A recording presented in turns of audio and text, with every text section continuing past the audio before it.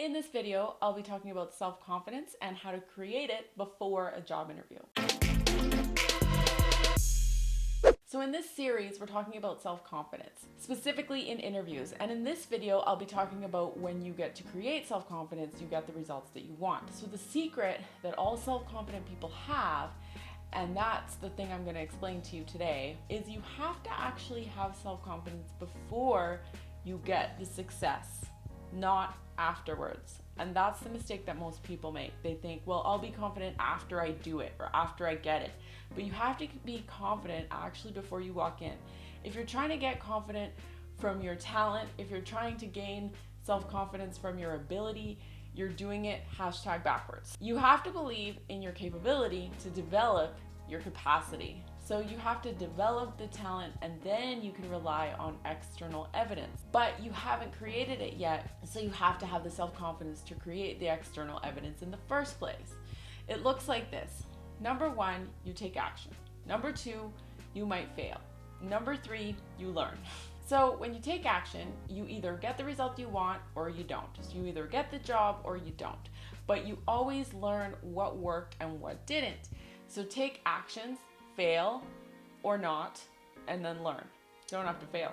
You might get it first try. The secret that all self-confident people have is they know that self-confident people don't always succeed. So the huge misconception that I see all the time is people think, oh, self-confidence comes from people because they always get the job or they've never been to a job interview without being hired, and that's why they're so confident. But that's not the case. Always being successful is not what gives you self-confidence, because most successful people will tell you that they have failed many times in the past. So some of the great successes have been built on a pile of times that they failed. You might look at someone and say, it's easy for her to be self-confident. Look how successful she is. But I promise you that it's the other way around. You have to have self-confidence before you create that success, not afterwards. So for example, I am self-confident now in making videos. But if you go back and look at some of my first videos, they're not so great. They're awful. I look like I'm reading a screen, and I look like I'm completely slow. I have no energy. It's just rough. I had the confidence to do them, but they weren't good. So it's based on my ability to handle anything that comes my way. And I know that what will come my way might be a feeling of embarrassment. I might look back at that video and be like, oh, that video is embarrassing. It might hurt my self-esteem for a minute, but if I can experience that and I can manage my mind and I can say to myself, you had to do that in order to get better at it, then that is what makes me successful today, having been making videos for almost 3 years. So if you fail ahead of time, what that means is you don't even start. So it means you don't even take action. So in my case, it would mean I maybe made a couple videos, they were so awful, I didn't put them out there, nobody saw them, and I did nothing. That is failing ahead of time. And there's nothing to be gained from failing ahead of time, because it's not even a real failure, because you didn't even really try. So when you learn how to handle your emotions, and you know that you can just understand that if you fail or if it doesn't work out, you're maybe gonna feel a little bit bad, that's okay. The worst thing that can happen is a feeling. So a lot of people will just decide to fail ahead of time. But failing ahead of time is really unfortunate because it teaches you nothing. So what I mean by that is they decide not to apply for the job, for example. They decide not to put themselves out there for opportunities. They decide not to go to the interview because they feel like it's not even worth a try. So if you take no action, how do you know what works and what doesn't? If you're gonna fail, don't fail ahead of time. Fail by taking action and learning rather than failing by doing nothing and staying comfortable. Yes, both can be considered failures, but at least one gets you somewhere and increases your self-confidence by providing evidence that you did something.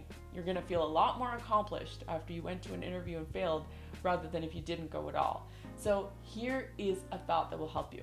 I believe in my ability to get this result no matter what, no matter how long it takes me. So if you're going after a dream job for a certain amount of salary, certain type of position, and say you get turned down for the interview, doesn't matter, because you know that you're eventually going to get it. And you're gonna take the lessons learned from that last interview, you're gonna harvest them, you're gonna internalize them, and you're gonna show up better the next time. And that's your choice. You can get down, you can beat yourself up, and you can stop trying, or you can take that failure and use it as fuel. So before I go, I want to share a thought that can also ignite your self-confidence, and that is, I'm more prepared than any other candidate for this interview, therefore I'm going to crush it. And if you do know how to prepare effectively, this is going to be super powerful for you. So you can get my free guide, click below to grab it. It's going to have some information in there that you're going to be able to go through and then deliver confidently in the interview. It's called the Ultimate Interview Prep Guide, where you're going to get a ton of free value to get prepared for your next interview. The first thing you're going to get is the formula breakdown of how to instantly communicate your value in an interview using stories. Then you're going to get 10 concrete examples with 10 most commonly asked behavioral interview questions and the answers that have been successful in the past.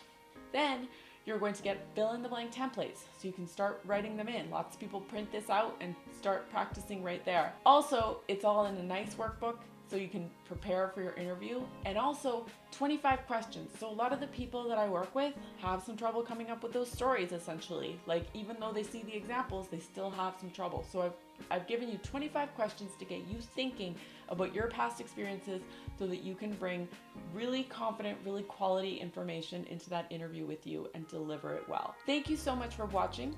I really appreciate it. Nice to see you this week. If you want to watch another video from me, click here. If you want to watch another video in the self-confidence series, click here. If you like the video, give me a thumbs up. If you didn't like the video, give me a thumbs down. And don't forget to subscribe to the channel. I will see you next week. Have a good one.